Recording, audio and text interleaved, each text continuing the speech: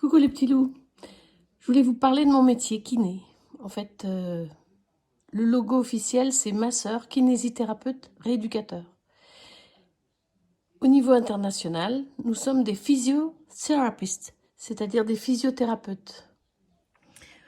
Étymologiquement parlant, masseur, évidemment, professionnel qui utilise les mains ou des outils pour le massage.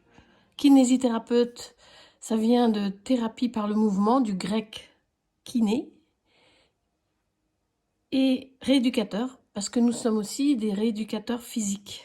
Nous nous occupons surtout du corps des patients, mais également des problèmes psychosomatiques. D'ailleurs, le logo kiné fait vendre et est assimilé à la publicité, mais il est interdit de l'utiliser chez les kinés parce que nous n'avons pas le droit à la pub.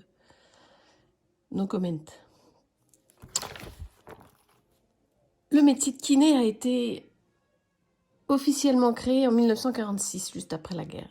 C'est le maillon indispensable entre les patients et la sécu, avec le médecin, l'infirmière et les autres professionnels de santé. Les outils indispensables, bien sûr, pour être kiné, c'est d'avoir des mains, un cerveau, des yeux, des oreilles, un corps et beaucoup d'imagination. Le métier est à 90% libéral, 10% salarié dans les hôpitaux et les centres de rééducation. La retraite est prise à 67 ans, tant qu'elle est de 62 pour les Français. Quand elle va passer à 64 ans, nous passerons à 69 ans. Logique administrative pour les libéraux. Les kinés salariés, par contre, ont un régime différent. Les kinés sont libéraux, mais assujettis à la sécurité sociale pour les tarifications parce qu'ils ont signé une convention avec la sécurité sociale et donc ils sont assimilés à des fonctionnaires, sans l'être et sans avoir les avantages des fonctionnaires. Le kiné exerce plusieurs fonctions. Masseur manuel, posturologue, psychologue, rééducateur fonctionnel, coach sportif, thérapeute, aide respiratoire, aide cardiaque, aide émotionnelle, nounou pour les intimes, super papa ou super maman, qui aime ses enfants s'envoler vers leur indépendance physique et qui aime le contact physique.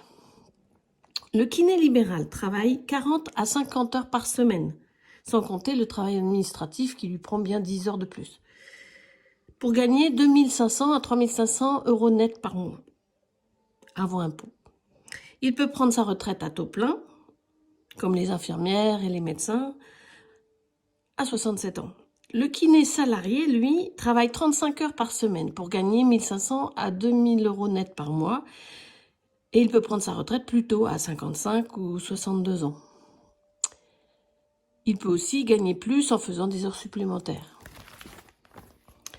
Le kiné peut faire des spécialités après son diplôme. Ostéopathe, souvent, sophrologue, coach sportif, kiné du sport, kinésiologue, psychothérapeute.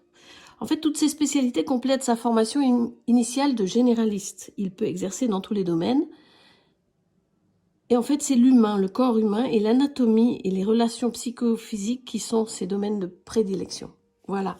J'espère que j'ai répondu à les questions qui se posent à propos de ce métier passionnant.